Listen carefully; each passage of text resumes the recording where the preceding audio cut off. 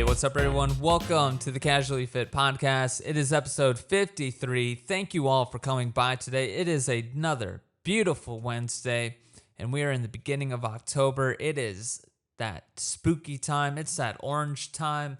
You know, everything's orange now. We got pumpkin spice lattes. We got pumpkins sitting outside of people's homes. People are wearing orange. They're wearing pumpkin sweaters. It's that time of year, right? There's no more doubt, like summertime, it ain't here anymore, all right? We are in the fall and running straight into wintertime, which it's all about how you look at it, but it's a good time of year. It's a fun time of year. Definitely a fun time of year. I mean, other than New Year's Eve, or New Year's, January is like, think of January compared to October.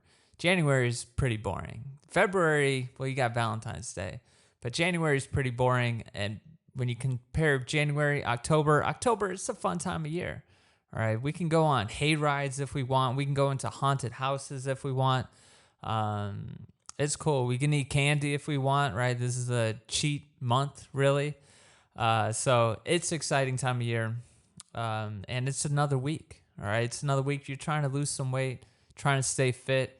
Again, we can get distracted this time of year. It's very easy to get distracted this time of year. So hopefully you come here to maybe stay on track, right? So let me get right into it. I want to show you the Fit Fighter of the Week. This is a person who's been fighting the fitness. Her name is Joanna Leak.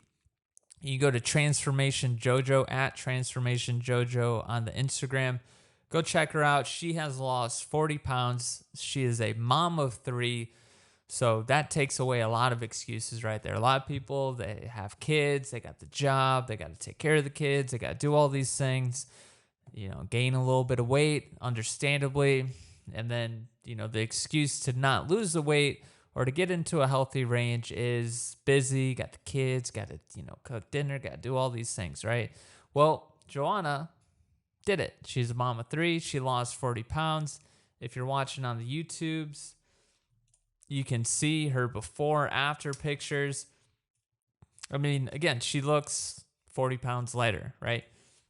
Which is great. And if you go follow her on the Instagram, she gives a bunch of before and after pictures, tells you a little bit about her life, her journey. And again, I would use her for a source of inspiration and information if you're trying to lose weight. Because again, she did it and looks like she lost the 40 pounds. Yeah, if you're looking on YouTube, you can see that she was 40 pounds heavier in May 2020.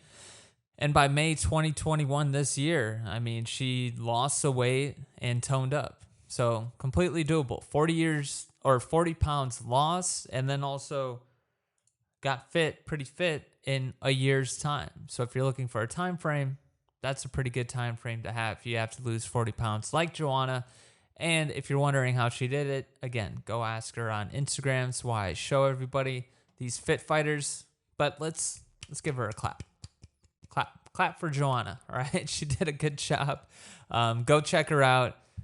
Now let me get into some tips. So I want to give you some tips on the gym, give you some tips on diet or on dieting, Well, I'll get into that. Well, I was going to say I'll give you tips on dieting, but one of the tips is I'll hold off, but you don't even know what I'm talking about right now. This is a problem that I'm just created.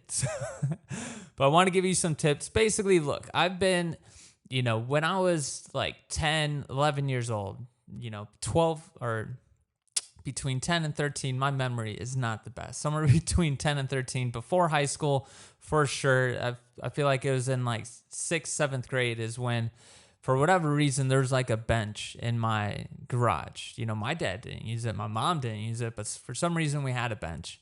And it was one of those old, like super old school benches where the weights weren't even metal plates, right? They were just these big, clunky pieces of plastic with like ceramic or something inside of it. If you peeled off the plastic, you can start like crumbling up whatever material was used to weigh it out. So basically since then, that's when I started working out. It's like super young age, like pretty much right on the cusp of just becoming a teenager.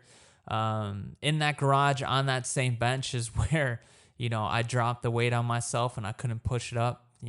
Obviously just being dumb, loading up too much weight, thinking I could do it by myself at like 11, 12 years old, couldn't lift it up. Thankfully, I wasn't smart enough to put a little clasp at the end of it, so I was able to rock it off. But I've been doing, ever since then, I convinced my parents to get me a gym membership when I was like, freshman in high school. And then ever since then, working out. I'm 31 years old. I took a couple of years off. Once I got out of the Marines, got really lazy, got a bunch of back issues, all of that stuff. But basically, since I was right at the beginning stages of being a teenager to 31, I've been in the gym a lot. So I got some tips. I got some knowledge in there. A little bit of things that you can do in the gym. So let me start off with the first one. One of them is one that I have recently, over the years, developed into being like, this is for sure something you should do for myself, right? I'm just letting you know things that I kind of do for myself. Hopefully they can help you out.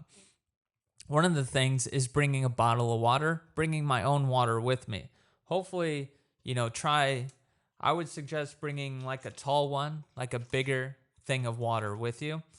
And the reason why is because you need to stay hydrated, okay? And one reason why for me is I try to have water and like liquids around me, throughout the day. I try to make a conscious effort, but also, water's boring, all right? To be honest, water is boring. I drink it because I know I need to stay hydrated. But it's hard for me to be attracted to drink a lot of water throughout the day. I'm sure a lot of people are like this as well. Give me a coffee instead. Don't give me water, right?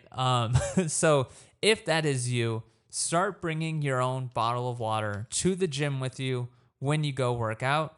And then just start trying to not really chug it, but just try to drink a hefty amount. Like for me, when I'm in the gym, I will go through almost 2 of these. If you're looking at this on the YouTubes, you can see this is a pretty tall bottle of water. It's 1 liter. I basically drink almost 2 liters of water when I'm in the gym. And it's something that I've been doing for, I think a little bit more than a year now. And it really helps stay hydrated throughout the day and just be hydrated. Because again, throughout the rest of the day, I'll grab water when I can or when I think about it, but for the most part, I can easily skip it. And since I know I can easily skip it, I just have it with me in the gym. And it actually helps, again, it helps keep you kind of awake, helps keep you kind of in it. And when you're working out really hard, right, you're sweating, you just got done pushing up a bunch of reps. Maybe you're on your like 3rd or 4th set. You've already done like 20 total reps already. You're pushing up, dozens or hundreds of pounds. You're sweating off your face. I mean, water is good. Right? It's good to drink water at that point. And again, this being hydrated and losing weight and just having energy is huge. If you're not drinking enough water, and you don't have first of all, if you struggle with energy and you look at how much water you drink, I would say that for a lot of people who struggle with energy, they are not drinking enough water, right? Their body is just not staying hydrated, especially if you are working out as well. If you don't know that you drink a lot of water, then you definitely don't drink enough water. And bringing a water bottle with you to the gym can help solve that issue. Because, almost 2 liters, if I can knock out almost 2 liters just in the morning when I'm working out, then I really can kind of be lackadaisical about my water drinkage for the rest of the day, right? So I would just suggest that. I would suggest bringing a bottle of water to really up that hydration game for you. And yeah, it really does taste good when you're working out, right? It doesn't taste good throughout the rest of the day, but when you really need it, I mean, it really tastes good, and it can keep you going in the gym. You take a drink of water, and then you just keep going. And it's something that you kind of build up to, right? Like you're not going to be downing.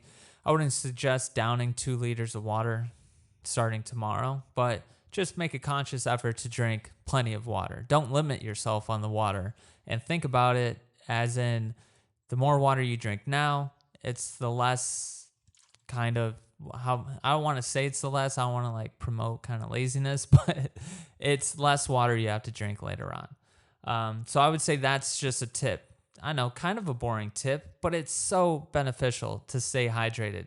Being hydrated and having your brain and your body firing on all cylinders, they go hand in hand. And I used to never drink water. I would only drink energy drinks.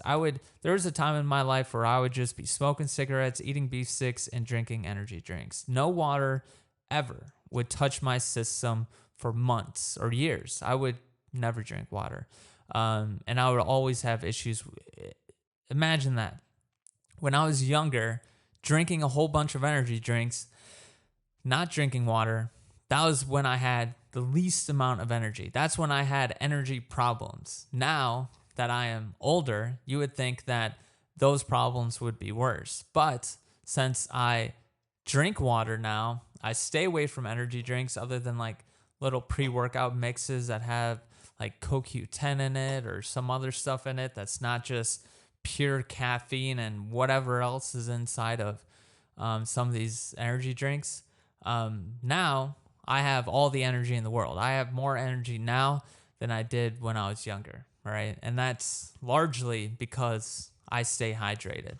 If I don't stay hydrated now, I feel it complete. I can feel myself start winding down, and it's an issue. So for some of you, you might not know what I'm talking about. You might not understand that feeling. And I would say that start drinking a bunch of water and start focusing on being hydrated, and then you're going to know what I'm talking about because it's huge.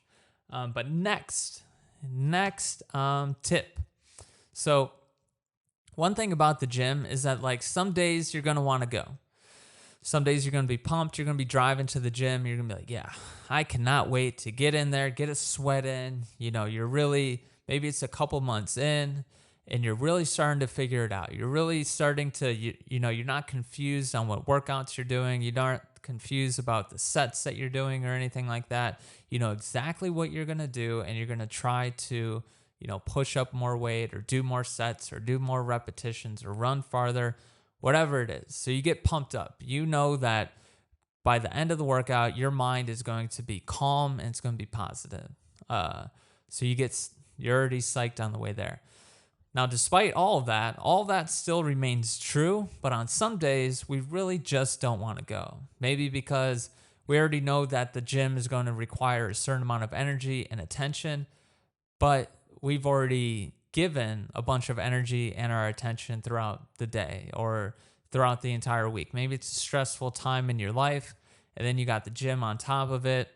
And then so when you go into the gym, it's just not good, especially if you've been going to the gym and then you start falling off on your diet and you're stressed. And if you're stressed out, you're not hydrated, you're eating poorly, and you're still trying to work out, I mean, that's a tough go. You're really bombarding your body and really not setting yourself up for success. So I would say, first off, on that little note, hydrate and eat healthy and still, keep working however much you are. Try to be less stressed. But as far as getting to the gym, I would say the tip I want to give you is that since you have the ups and downs, and since sometimes you're going to be sore and you're just really going to be tired for a whole host of different reasons, I would say to open yourself up to some sort of caffeine, something, whether you want to drink half a cup of coffee before you go in, a full cup of coffee. Maybe you want to get one of these energy drinks. This is Optimum Nutrition Amino Energy. They're not sponsored. Should they sponsor me? Let them know. I think they should, because this drink is amazing, right? I don't necessarily drink this before I go work out, but I would. It's 100 milligrams of caffeine, with a bunch of other stuff in it. So you could drink something like this. 100 milligrams of caffeine ain't that bad. Or, I think I usually buy, it's an Optimum Nutrition pre-workout as well, and it's a liquid. I think it's got like a couple 100 milligrams of caffeine. I used to drink those whole things before I go in. Now I will just take literally like 1.5 sips of it and then just go into the gym. But I think caffeine is great to just, it's not going to alleviate your aches and pains, but I think it could take your mind off your aches and pains for just enough for you to get started and get your body warmed up and going with your workout, right? If you're going in there just neutral, again, you can do it. Of course, plenty of people do it, right? But if you're looking for just a little bit of boost, like you don't necessarily have to go in there neutral. Like there's caffeine out there. You can get like a good 10, 25 milligrams or 50 milligram hit of caffeine. And all it's going to do for you is going to give you a little bit of energy, right? It's not going to be nothing overwhelming or anything like that. But the benefits from taking a little bit of caffeine are huge, because instead of having to because usually what happens if you don't have enough energy and you go into the gym, sometimes you can power through it and you can end up having a great workout. But a lot of times, most of the time, if you don't have enough energy going into the gym, everything's going to be less. You're going to do less. You're not going to be focused on what you're doing. You're not going to be doing as much sets or repetitions. You're not going to be pushing as much weight, because it makes sense, right? If you feel tired, you think you're tired, but you're in the gym and you keep thinking that and feeling that, then what's going to transpire? You're going to stay tired, and you could probably get more tired, right? Well, if you get a little injection of caffeine into your system, it kind of ups the vibe a little bit. It gives you a little bit of that energy, which is super important for really just like the first 5 to 10 minutes, right? Everybody should be warming up before they go and start hitting some weight. So everybody, I think, should be on an elliptical or some sort of stationary bike or Stairmaster for 10 minutes or so before, or 5+ minutes on any of those before they start lifting any weights. Now, if you take a little bit of caffeine and you're sitting on that Stairmaster, you're doing that, again, if you have that little boost of energy, then you can start trying to get into the zone a little bit. You can start getting away from all the stuff that's outside the gym. You start getting away from all that stuff, and you start focusing on actually, doing what you came there to do, which is work out, get a sweat, so you can lose weight and get fit, right?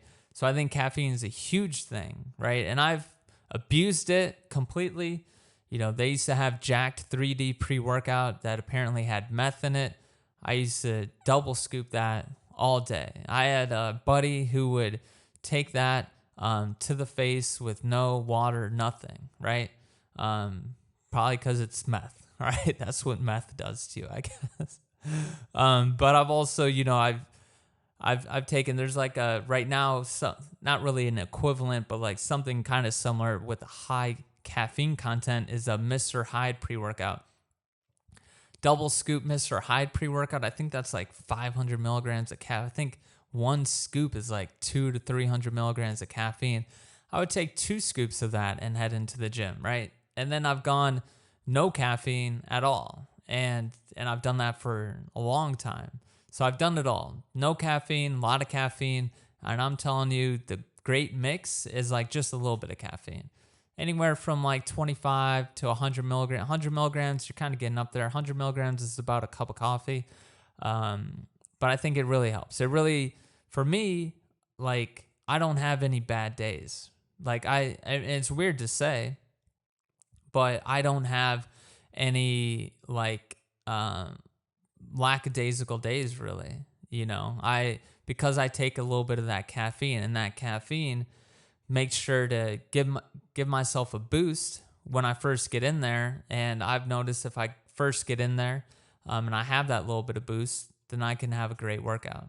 So that's the next tip, a little bit of caffeine. I'm probably taking too long. Next one, alternate workouts. All right, this won't be quick. look, if you have a set program, you got to work chest that day and you want to do dumbbell presses or whatever, right? You just want to do a neutral bench dumbbell press, or maybe you want to do, we'll say that. So if you have this program and on the program it says, hey, you need to go hit up the dumbbell press, right? You got to go grab some dumbbells. You got to start pressing up. You got to find a bench, and you need to start pressing them up. Well, if you happen to work out in a busy time or whatever, you look around and all the benches are taken, I would not suggest sitting around and waiting for somebody to move. All right. Sometimes you have to, and there's no choice, but I would say to immediately already have a couple other workouts that are similar on deck that you can do. And then maybe the next workout you'll do dumbbells, but this workout, maybe you're just going to do a regular bench press because the bench press is open and you can just use the bar. I would not suggest interrupting your workout with having to wait, because what happens is if you're warmed up, you're ready to go, your mind's in it, you're focused, you're going, you already did a couple workouts, and then you run into this snag where somebody is using something that you want to use, you don't know how long it's going to take. That completely stops all of that, right? That brings all that to a halt if you decide to wait. And you could be waiting for, even if it's just 5 to 10 minutes, it just completely throws your rhythm off. And you can restart it, right? But it's very hard to restart it. And most people, I believe, will not be able to restart it, especially at any level that they were at before. Because again, it's just difficult. You're into something, you're doing it, you're all psyched about it, your body's warmed up, you're in the flow of it, and then you have to go and sit down, right? It's a complete pace change that I think everybody needs to avoid. If you're in the gym, you're trying to lose weight, be healthy, avoid those pace changes. I mean, there's so many different workouts to do, especially for chest, back, any body part that you're working out. There's countless amounts of different exercises to do. You can pick up kettlebells, you can do all kinds of stuff, right? So I would say don't just go and sit there and wait, right? If you do go and sit there and wait, just understand that you are being lazy. I would say that is a lazy move to do. The thing I'm trying to get across, unless you're a bodybuilder, right? The workout is not that important, right? The workout is very important, right? But if for one workout, you just happen to do a bench press with the bar instead of a bench press with the dumbbells, it doesn't matter. It doesn't matter, especially if you're going back to dumbbells the next time you have to work out chest or whatever. That one time you deviate, even if you deviate a couple times, I really think it doesn't matter. I would actually say it actually helps you out because you're able to press up a different way, and you switch from the dumbbells to the bar, and that can kind of give you some insight into how you might have been pressing up wrong, and it can just give you a completely different feel, which is a positive. But yeah, I would say just to flow throughout your workout and to keep up your sweat and to keep your focus, to make sure you're not leaving early or you don't end off your workout just half-assing it. Definitely have alternate workouts already in your mind. Like for me, I just cruise around and I already have a bunch of different things that I really don't care to do. I don't mind to do. I don't go around thinking I have to do this workout. I'm trying to work this body part and I would like to do this workout today, but if that's not open, I'm perfectly fine and happy to do any other workout because that just means it's something else that's possibly new and I'm still going to get a great workout with it. So I think everybody needs to take on that mindset so you can just kind of go through and stay in the zone. The main thing is to keep yourself in the zone and keep yourself focused. And just taking that break is really going to break up that focus. And if you're trying to lose weight, trying to be healthy, you got a lot of weight to lose. You don't want any of those distractions. So definitely have alternate workouts. Next one, wear a hat.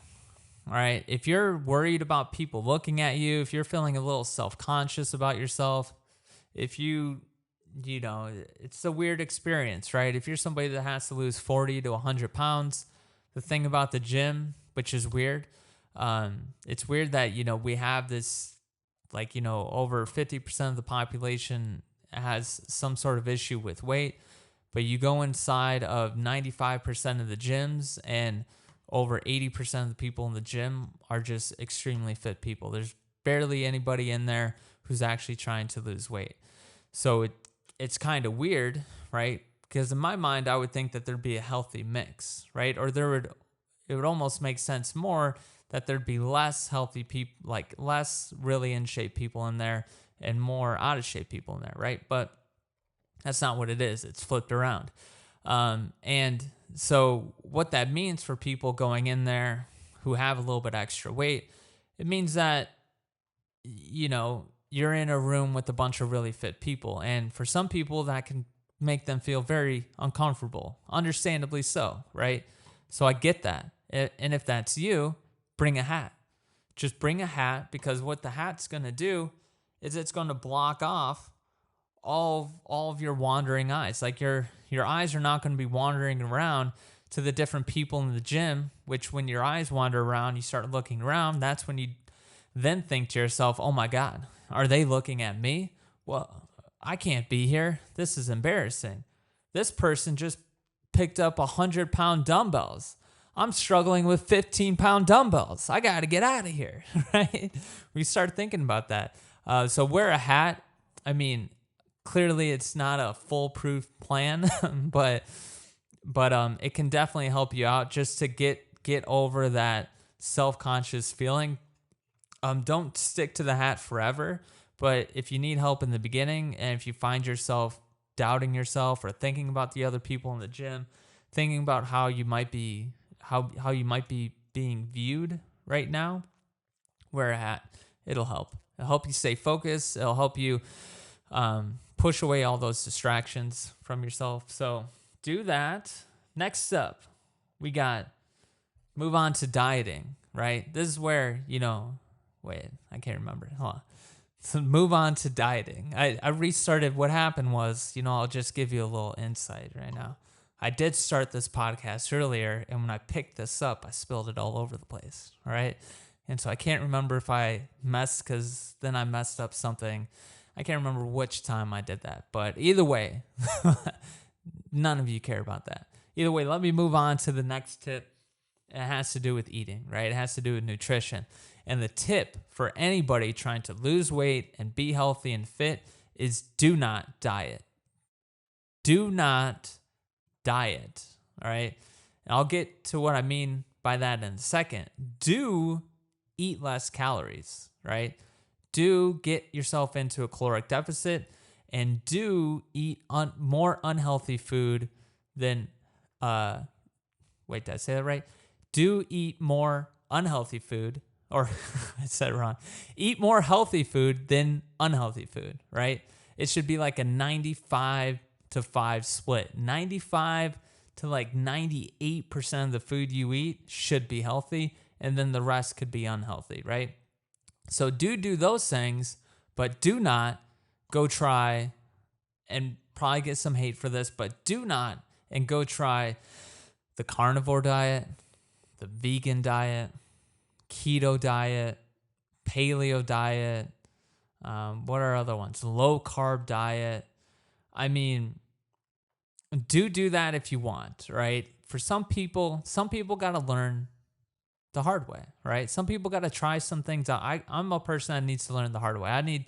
A lot of times I need it to experience it, no matter how painful it is. So if you feel like you want to try those diets and nothing I say can stop you, sure, whatever. Go try those diets. And for a very small amount of people, those are going to work. And what I mean by that is that for the keto diet, carnivore diet, vegan diet, well, it seems like the vegan diet does keep a lot of people in it. Doesn't seem like there's a high failure rate with the vegan diet. But for sure with things like carnivore diet and keto diet, which I will say, I'm a fan of all of these, right? The vegan diet, not too much of a fan of it, but I can see, how it can be beneficial, and if you're, getting the right supplements and you're getting the right nutrients, then it's not too big of a deal, right? But and the other diets, again, I like eating meat, so I'm a fan of that. The keto diet makes sense too, with, fats and oils. Low carb diet makes sense too. You just start Xing out cereal, things like that. The problem is that you don't want to fix your eating problem by creating another eating problem, because most of the people, the people who succeed at eating just a carnivore diet, those people tend to just only talk about a carnivore diet, and they begin to pit themselves against all the vegans around the world, and they begin to think that this is the only way that they should be eating, that everybody should be eating, right? They take the things that they do in their lives and they want to make everybody else do them as well, which is a problem, right? And it's a problem, and it's the same type of community and mindset that's with all the other diets, the keto diets, vegan diets. They all have this crazy mindset where it's like a cult. They all get inside of these little cults. So I'm trying to tell you to stay away from the cults, because again, you should be focusing on eating healthy food and just eating less calories. As far as dieting is concerned, you need to be focusing on a caloric deficit and eating more healthy food than unhealthy food. You don't need to be focusing on eliminating all plants from your diet, or eliminating all meat from your diet, or eliminating all carbs from your dieting. Don't do that, okay? If you want to experiment with that later on, that's a better way to do it. But when you do that off the bat, I mean, you're just making everything so much harder on yourself. And you can almost give dieting, what happens for a lot of people is a group. If one diet fails, the person who failed at the diet, or the diet failed them, whatever you want to say, that person then groups all diets together, and they just go, diets aren't for me, right? And then they don't even try to lose any more weight. So it's an issue. And I would say, again, really just, there's a lot of reasons why I'm telling you not to go for diets. One of them, to be honest, is because I would like less cult members out there. I would like less annoying people out in the world, to be perfectly frank. And if I could stop anybody from turning into a cult member, I will, all right? Except you can join the Casually Fit cult. We can do that. But yeah, I just don't think it's really anything, if you got to lose 100 pounds, anything like that, I do not think that is a healthy way to do it. Is to start doing these elimination diets right from the get-go, because it doesn't give you really, again, you can argue the thing about the carnivore diet and vegan diet and keto diet is that the sustainability on all of them is all debatable. It's all you can see it kind of go either way, of where it's kind of sustainable, how it's not really sustainable, how in practice it's very much not sustainable, and how only a few cult members are able to really stick through it and become messiahs. Well, they think of themselves as messiahs, clearly, if you listen to them. So I think that when you factor all that in, it's you shouldn't waste your time with it in the beginning, okay? In the beginning. If you want to experiment later, again, that's fine. But I just think that just confuses everything. I think it's much easier and healthier to still grab, a piece of sourdough bread, a piece of asparagus, a piece of steak, okay? Maybe a little olive oil on all of that, right? I think that is a healthier way to do it. And then to just make sure you're not overeating any of those areas, right? That's the better way to do it. And that is for sure the more sustainable way to do it. Once you start eliminating things and doing all this, it becomes very unstable. And right now, when you're trying to lose weight, it's already an unstable time. So you're taking an earthquake and shaking and trying to make an earthquake worse. That's what you're doing, So I would say don't do that. Okay. Next up, the last tip for you, and then we'll get out of here, is hey, here's the thing, all right? Perfectly honest. Unhealthy food tastes great. Okay? Twinkies, amazing. Ice cream, I mean, the Twix, little portable, little Twix ice cream bars, fabulous, okay? Banana pudding, pie, cake, whatever it's called, amazing. What else is there? You can tell I'm not into unhealthy food too much. Cheeseburgers, great. French fries, McDonald's French fries, amazing. All that food tastes great. Tiramisu tastes amazing. A lot of the unhealthy food tastes great. And that's just a fact. That's just a reality.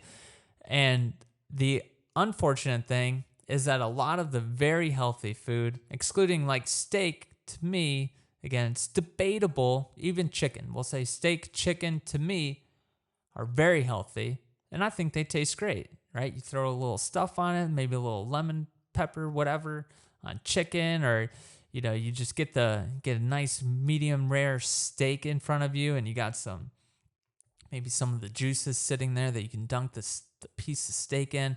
I mean, that is absolutely delicious.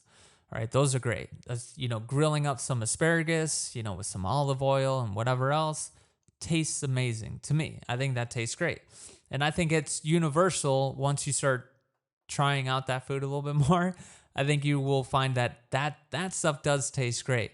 But when you start getting into like the little snacks, because a lot of people snack throughout the day. When you start getting into like the little snacks, chips, popcorn, whatever, little fruit bars or granola bars or anything like that, that's where it gets disgusting, right? And that's an issue because you're going from eating a bunch of unhealthy food that tastes great, but it's just bad for you. And now you're trying to go and eat this healthy food to be healthy, but it tastes, for the majority of it, tastes disgusting. It's just not, or just bland, not really disgusting, but it's just like, nah, it's just bland, right? And that's a problem. So I would say a tip would be, especially you got some extra buku dollars, right? Go inside of your nearest Sprouts, Whole Foods Market, whatever it is, and just start grabbing random things. Go and try to find the food that's going to taste good, but is also healthy. Like, don't just, go in there and stick to a couple things or just avoid it completely.